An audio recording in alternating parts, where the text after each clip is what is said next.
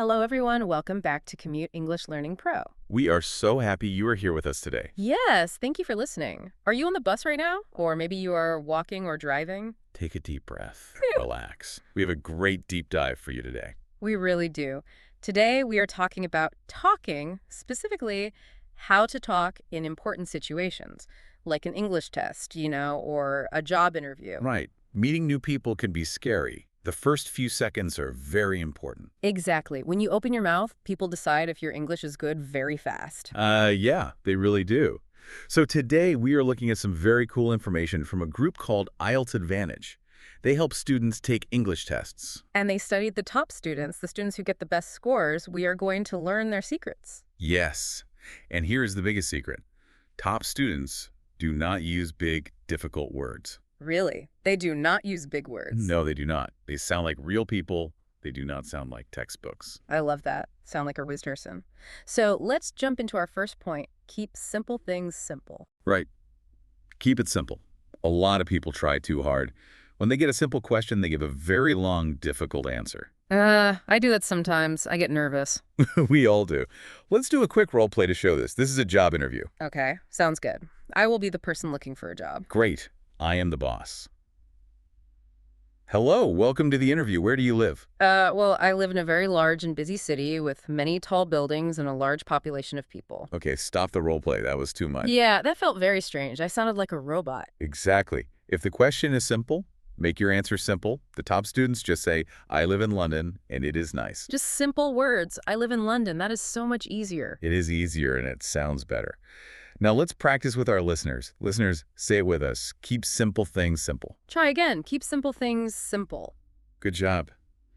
If you use big words for a simple question, people know you memorized your answer. It is not natural. Right. Okay, so simple answers are good for simple questions, but what about giving your opinion? That is our second point. We call it the conversational blinker.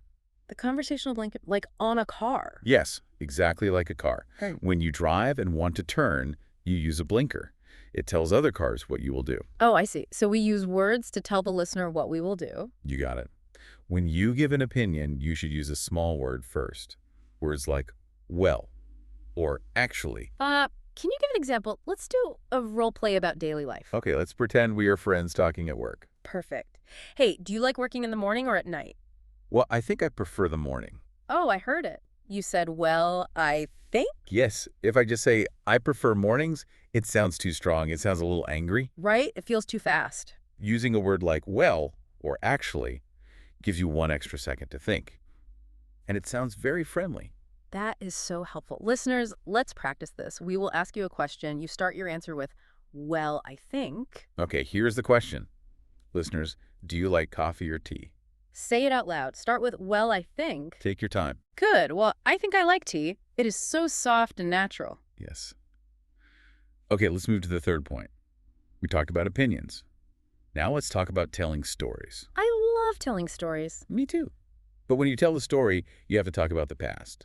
Or maybe talk about a dream for the future. Right. The grammar changes. That can be hard for English learners. It is hard, so the top students use special starting words.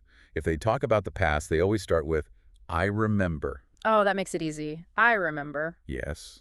Let's do a role play. We are meeting new people at a party. Okay. Hi, nice to meet you. Tell me about a fun trip you took. Oh, well, I remember last year I visited Spain. Oh, well, so smooth. You said, I remember last year. It tells my brain we are in the past now. Exactly.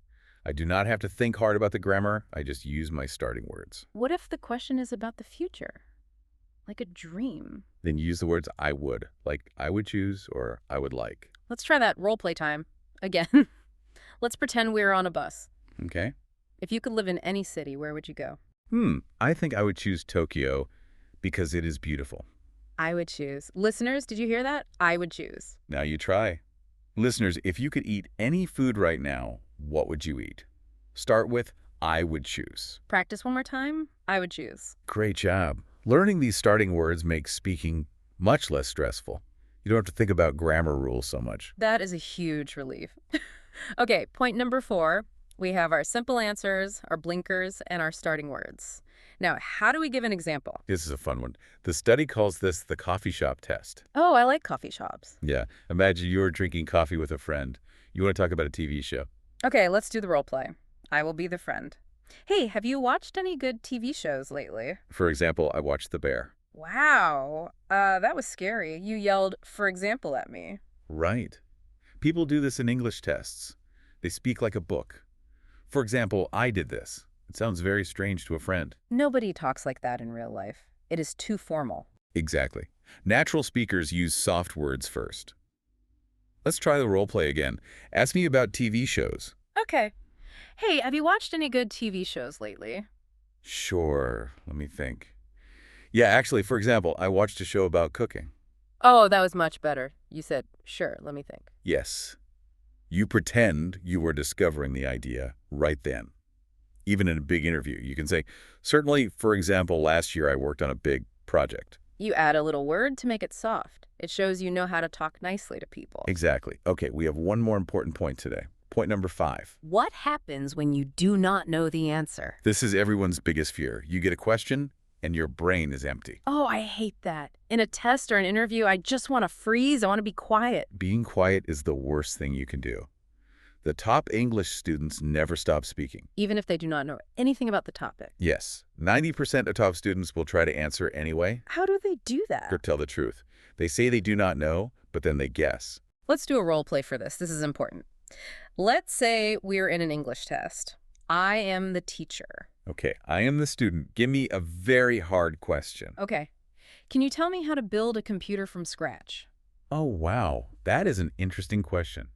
I am not really sure, but I guess you need a screen and a keyboard. That was brilliant. You didn't stop talking. Right. I said, I am not really sure, but I guess. That shows the teacher that your English is very good, even if your computer skills are bad. Exactly. An English test is about English. It is not about computers. And a conversation is about connecting with people. If you just stare at me and say nothing, I feel bad. Yes, it makes the other person feel uncomfortable. So always try to say something.